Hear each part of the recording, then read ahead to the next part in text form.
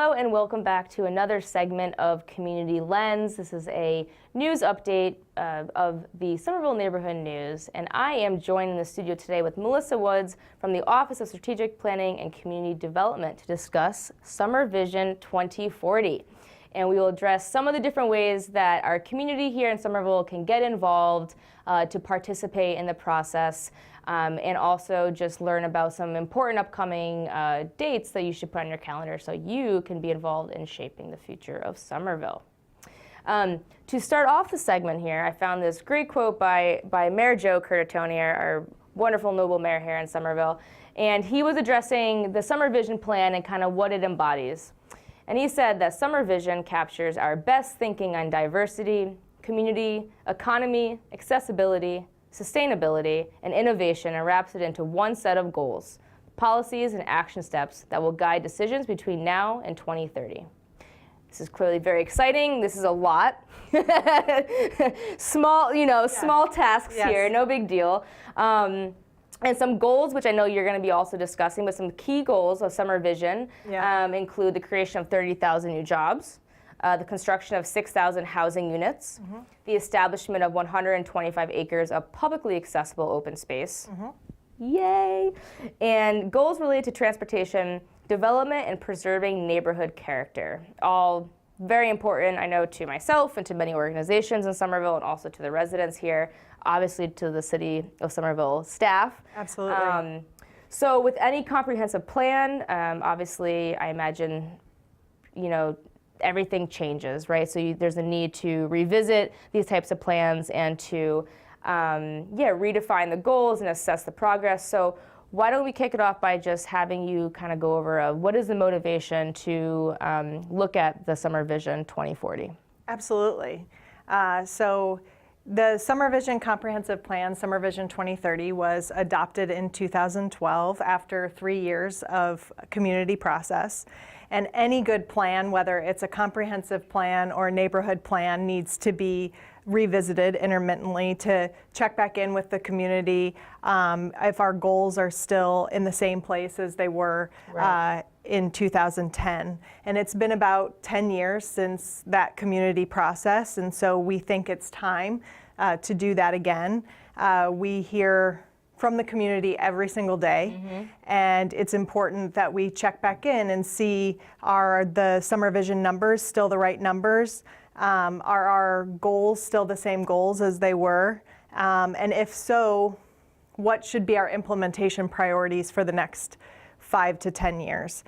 Because we want to make sure that we're doing the projects that our constituents want us working on. Yeah. Yeah. These are huge tasks, and you are one of the people whose role and responsibilities is to see this through. Absolutely. For just kind of like behind the scenes purposes, what goes into kind of making this even possible to just set up all these efforts and to produce this beautiful visual element here to accompany everything that's going on? Absolutely. So we have a project team of 4 full-time staffers. But there's my office, which is the Office of Strategic Planning and Community Development, has several planners working on different aspects of this comprehensive plan, and we'll be pulling in their expertise at different moments. But it also takes a really dedicated community to inform us about their day-to-day experiences and about their goals and vision for Somerville, so we can put this in a document. The easiest part of any planning is, locking yourself in the room and creating the document. But doing the outreach and making sure the right people are in the room and as many people as possible are in the room are the hardest part. Having a successful meeting with a lot of community input takes a lot of legwork. Yeah, a lot of visioning and kind of synthesizing everyone's thoughts and opinions, and just when you have different thoughts and opinions in one room, I'm sure it invites really and asking the right follow-up questions, making sure I'm understanding everyone clearly, and that we have some of those difficult discussions when there's differing viewpoints in the room, to really come to an understanding about where everybody's coming from and how we prioritize different numbers or actions is important. What is like a time frame, like when you begin to when you end? Like how long does that take? That's something that always depends on the community process. We are hoping that the SomerVision 2040 update takes place in this calendar year, and that we have a document that's in front of the Board of Aldermen to adopt at the end of 2019.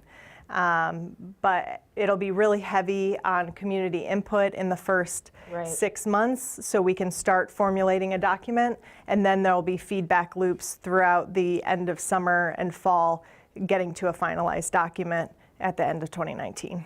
And what are some of the like highlights or the main points that I'm sure you're going into it with maybe some, you know, assumptions of your own about what you'd want to focus on, but how did like the fluidity of then like community participation and then things kind of, you know, change about the goals? Like what are some of those goals that you're maybe anticipating to address? Yeah, so SomerVision 2030 has several, we call them the SomerVision numbers that you already addressed, the 30,000 new jobs, 6,000 new housing units, of which 1,200 are affordable, and 125 new acres of open space with emphasis on where development should and shouldn't happen.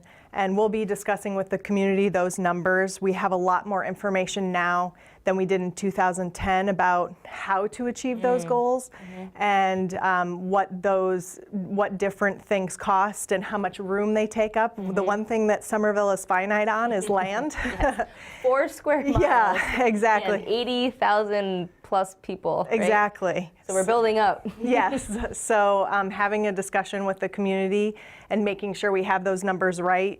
We are in the update extending to 2040. So you might see those numbers increase, but you know, we hear from people every day about the housing supply and constraints, and it's always touching to hear stories about either people qualifying for affordable housing and how that's how they were allowed or able to stay in Somerville, or people that started families and needed another bedroom and weren't able to find a big enough unit that was affordable. Right. So they had to move to Such a neighboring national community. issue too, just housing. Absolutely. Yeah.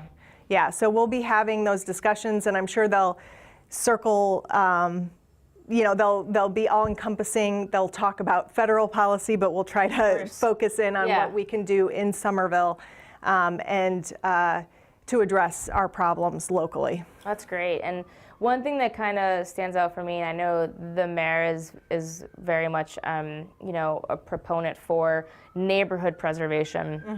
And I think a lot of people in Somerville feel that, and it's exciting, right? Just change and growth, and also how do you do that mindfully without, like, you know, just totally kind of overhauling the makeup. And I don't know if there's really an answer to this, but it's just something I wanted to comment on, that it's really important and great to know that moving forward with this like next vision of the city, that's being taken very seriously. And I'm sure it's going to be one of the highlights of some of those meetings, and as it should be, right? And as it should be. So. Well, the one thing that doesn't stop in Somerville is community process, and then also our other initiatives. We plan to continue to push forward as we're working on a SomerVision update. For instance, an implementation priority for SomerVision 2030 is overhauling our zoning ordinance, which has a lot to do with neighborhood preservation. And we're currently in our 3rd submittal to the Board of Aldermen for the zoning overhaul and working with them on that. So we hope to move that forward while engaging people about SomerVision 2040, knowing that the document that we're working on is amendable as well. So if there's new information, if there's a new direction from SomerVision 2040, we will hopefully, with the adoption of the zoning overhaul, have the framework to make updates quicker versus our existing zoning code. There's fluidity in there. It can inform the existing process. Absolutely. Right? That's great. Yeah. That there's no, if it's just set in stone like that, that presents probably a lot of problems with being able to move forward. Absolutely. We're always willing to work with the community, and we want our regulations in place to be able to adapt quickly as well. Great. That's great. Now, I know that we're talking very much about community participation, so do you want to discuss some of the key upcoming events? You mentioned the next 6 months, right? Yeah. That folks can be a part of, whether you're a resident or part of a community group. Yeah, what would you like to pitch? Absolutely. We are designing a community engagement process where people can participate if they have time for one survey or one touch point. They'll be able to reach us that way, or if they really want to dive into certain topic issues, there's a way to do a deep dive. We have our launch meeting, our first point of engagement on January 15th from 6 to 8 p.m. at the Armory on Highland Avenue. And that'll be a real primer about what we've done since SomerVision 2030's adoption and what our plan is moving forward for outreach. We are reconstituting what was the SomerVision Steering Committee. Oh, great. Which we're just calling the SomerVision 2040 Committee, the SVC. We've invited many community groups to sit in on that and are doing an open call via a press release that'll be out later this week. Great. For people interested, and they can find more information at SomerVision2040.com. Wonderful. And we're doing something that I think is really cool and innovative this time around called Summer Suppers. Ooh. And so for those food plus dialogue? Yeah, exactly. That's a Somerville thing right there. Absolutely, and it can be for the people that just like to order pizza, or for the real cooks in Somerville.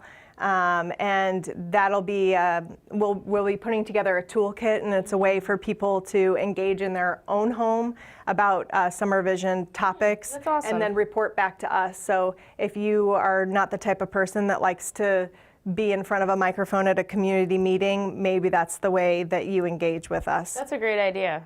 That's a great idea, yeah, and it's more of an intimate, like you were saying, like a safe space that people don't feel comfortable at a public meeting to speak up, and not everyone can also ever attend meetings, right? So Absolutely. that's good to have a lot of different variety. So it sounds like there's lessons learned from probably the 2030 planning, right? That you're trying to be more inclusive of for folks to be involved, which is really Absolutely. great. Cool. Are there any highlights that you feel that you maybe want to touch upon that the city is proud of from accomplishing in the 2030, and then maybe kind of looking ahead? Absolutely. So the SomerVision Progress Report, the path since 2010, is available online at SomerVision2040.com. And I was, with my project team, put that document together, and it was really a great time to be a city employee and have that be my project, because I got to see what we've been able to accomplish. Right. So not only have we been able to produce a lot of housing, recruit Partners Healthcare and get 4,500 new jobs to Somerville, but there's things that weren't even mentioned in SomerVision 2030 as an action priority. For instance, the 100 Homes program was created, and that's a way for the city, working with Somerville Community Corporation, to acquire housing units within our existing neighborhoods where affordable housing traditionally isn't developed, and buy housing units and make them permanently affordable. That's great. So I that's think something not many that people even know about that program, actually, and I remember learning about it during an alderman meeting, and I was like, oh, cool. Exactly. Yeah, so it's a great resource that is pushed behind by the city of Somerville, which is great. Yeah, and our Summer Viva program, along for calls for more community outreaches, how we are able to engage with people that English isn't their primary language, so Spanish, Portuguese, and Haitian Creole. Right. Yep. Fantastic resource. Absolutely. I love the people in that office. Yeah. That's great. So I think that's a really nice sort of touching of where we've been, where we want to be, and just again, I think was something really beautiful about Somerville that I learned early on 7 years ago is how engaged and passionate people are in this community, and they care about maybe one issue or all of the issues. And there's such a nice vocalizing of that, and in the end, a lot of people who come together and see, maybe it's not always eye to eye, but there is a common ground and there is a place of solution, and at the end of the day, that's awesome, and that's huge, and that's like steps and motivation in the right direction. So absolutely, we were able as staff to host a small conference in December, and I think the one thing that really came out of that is how passionate our staff is, and not only do we have a constituency that loves Somerville, but we have Somerville employees that love Somerville as well, and that's only going to create great things. it's one big love fest, Yeah. basically. Well, is there anything else you want to plug, or we'll just have folks go to SomerVision2040.com? Yep. You And can then find us there. Awesome, and we'll put all this wonderful information on the screen right here. Perfect. Well, thank you for coming on. Thank you very much. And we hope to have you back. And please get involved. If you're in Somerville, whether you're new or obviously if you've been here for the long haul, continue to help shape the future. And we appreciate you, and thank you for watching, and we will see you soon.